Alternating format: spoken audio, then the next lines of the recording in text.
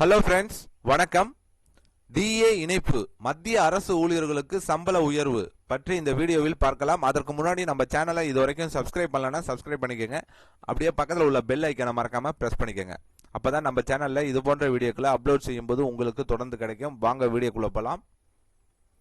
மத்திய அரசு ஊழியர்களுக்கு வரும் மாதங்களில் பல முக்கிய மாற்றங்கள் ஏற்படலாம் என்ற எதிர்பார்ப்பு நிலவுகிறது. குறிப்பாக 8வது ஊதிய குழு அமல்படுத்தப்படுவதற்கான முன்னோட்டமாக சம்பள உயர்வு தொடர்பான விவாதங்கள் அதிகரித்து உள்ளன. தற்போது மத்திய அரசு ஊழியர்களுக்கான அகவிலைப்படி டிஏ சுமார் 58% வரை உயர்ந்துள்ள நிலையில் அது 50% கடந்த போது அதை அடிப்படை சம்பளத்தில் இணைக்க வேண்டும் என்ற கோரிக்கை ஊழியர் அமைப்புகளிடமிருந்து எழுந்துள்ளது. இந்த கோரிக்கையை ஏற்குமாறு சில அமைப்புகள் 8வது ஊதிய குழு தலைவர் நீதிபதி ரஞ்சனா பிரகாஷ் தேசாயிடம் கடிதம் எழுதியுள்ளதாக தகவல்கள் வெளியாகி உள்ளன. 50% அகவிலைப்படி அடிப்படை சம்பளத்துடன் இணைக்கப்பட்டால் ஊழியர்களின் அடிப்படை சம்பளம் நேரடியாக அதிகரிக்கும். இதனால் வீட்டு வாடகை, கொடுப்பனளவு, HRA உள்ளிட்ட பல அலவன்ஸ்களும் தானாகவே உயர வாய்ப்பு உள்ளது.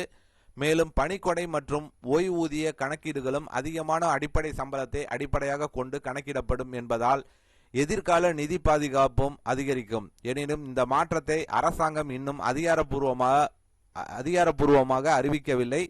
தற்போது 7வது ஊதிய குழு விதிகளின்படி அகவிலைப்படி தொடர்ந்து வழங்கப்படும் என்று நிதி அமைச்சகம் அதிகாரிகள் தெரிவித்துள்ளனர்.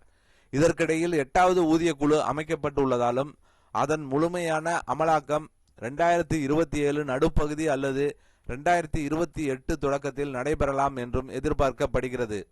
ஆனால் அதன் பரிந்துரைகள் 2026 ஜனவரி 1 முதல் அமலுக்கு வரலாம் என்று நிபுணர்கள் கூறுகின்றனர். புதிய ஃபிட்மென்ட் ஃபேக்டர் காரணமாக மத்திய அரசு ஊழியர்களுக்கு 30%க்கும் மேற்பட்ட சம்பள உயர்வு கிடைக்க வாய்ப்பு இருப்பதாகவும் கூறப்படுகிறது. அதே நேரத்தில் அகவிலைப்படி உயர்வு அரசுக்கு பெரிய நிதி சுமையவும் ஏற்படுத்துகிறது.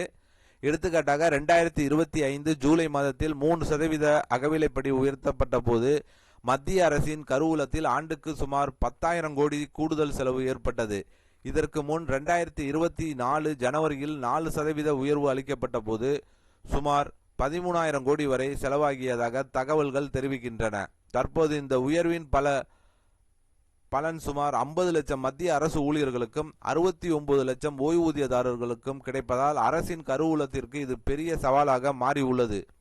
இதனால் அகவிலைப்படியை அடிப்படை சம்பளத்துடன் இணைப்பது குறித்து அரசு எந்த முடிவை எடுக்கிறது என்பதையே அரசு ஊழியர்கள் ஆவலுடன் எதிர்பார்த்து வருகின்றனர். டிஏ இணைப்பு மத்திய அரசு ஊழியர்களுக்கு சம்பள உயர்வு இருக்கும் கண்டிப்பா. ஆனா இதை இன்னும் இணைக்காம வச்சிட்டு இருக்காங்க. கண்டிப்பா இது இணைக்கணும். இணைச்சாங்கன்னா அரசுக்கு பல ஆயிரம் கோடி நஷ்டம் வரும், அந்த நிதிச்சுமை வரும். அதனால அதை எப்படி ஈடுகட்ட போறாங்க அப்படிங்கிறது தெரியல. ஸோ அதனால பெண்டிங் வச்சிருக்காங்க. கண்டிப்பா சம்பளத்தோட இணைச்சிருவாங்க.